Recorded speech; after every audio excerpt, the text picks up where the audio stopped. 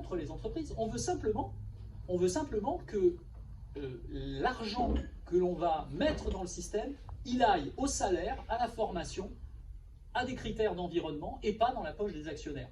Donc nous, on est meilleurs économistes que les économistes libéraux qui disent... Vous n'allez pas faire chier les actionnaires, justement. Si on est financé, si on a les financements de la Banque Centrale Européenne et si on crée de l'activité, les actionnaires sont des parasites. À quoi ça sert un actionnaire? Ça fait beaucoup de si. Oui, mais est-ce que vous ne pensez pas qu'il faudrait aller vers un développement économique où, justement, les actionnaires ne sont plus nécessaires? À quoi ça sert un actionnaire exactement?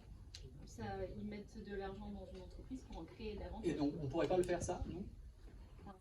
Bah, il faut. Parce que c'est une activité qui n'a aucun intérêt que de rapporter de l'argent avec de l'argent. Il faut en finir avec ce système dans lequel ceux qui financent l'activité sont là pour dégager des bénéfices. Je parle, moi, en bonne connaissance de cause, dans le monde du médicament.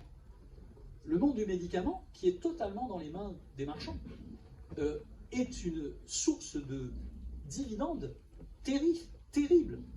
Vous avez vu dans la question des vaccins, par exemple, les bénéfices monstrueux que les grandes compagnies pharmaceutiques ont dégagés de la production de quelque chose qui devrait être accessible à tout le monde. Et bien ce système conduit au fait qu'à l'heure actuelle, vous avez 70 ou 75% de la population en âge de l'être qui est vaccinée dans les pays développés et moins de 30% dans les pays qui n'ont pas les moyens. Donc ce système-là, il faut en finir parce qu'il est profondément inégalitaire et il est aussi très injuste sur le plan, il est aussi très inefficace sur le plan économique parce qu'il ponctionne, il parasite l'activité économique réelle. Donc nous, on veut soutenir les entreprises, mais pas en soutenant les actionnaires.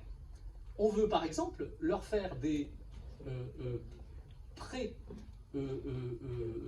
leur faire du crédit d'investissement, mais qui soit conditionné par des objectifs de création d'emplois, des objectifs environnementaux, des objectifs de formation. Donc on va prêter aux entreprises, mais à la différence des CICE et de toutes les exonérations de cotisations sociales absolument pas conditionnées par des engagements en termes d'emploi ou de formation, ben nous on va mettre des critères très stricts.